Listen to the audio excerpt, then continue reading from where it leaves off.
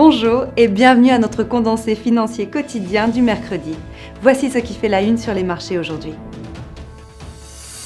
Les ministres des Finances de l'Eurozone et le Fonds monétaire international vont certainement trouver un compromis sur la Grèce jeudi, ce qui permettra de nouveaux prêts pour Athènes. L'euro était en légère hausse au début de la semaine alors que les traders attendent l'enquête ZW aujourd'hui en Allemagne et dans l'Eurozone. La démarche menée par l'Arabie Saoudite pour isoler le Qatar n'aura que peu d'impact sur le cours du pétrole, a déclaré le ministre saoudien de l'énergie. La paire livre-dollar est sous une légère pression négative, le REC signale une vitesse élevée et un biais négatif.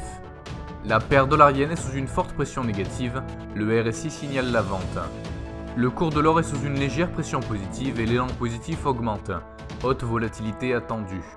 Le cours de l'argent est sous une légère pression négative, l'élan baissier s'accumule, le RSI signale la neutralité.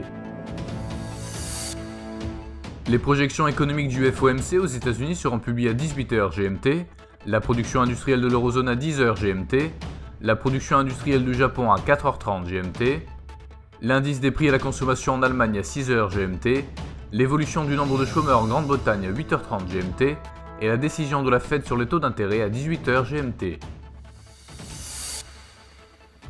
Nous espérons que vous avez apprécié nos perspectives marchés de ce mercredi.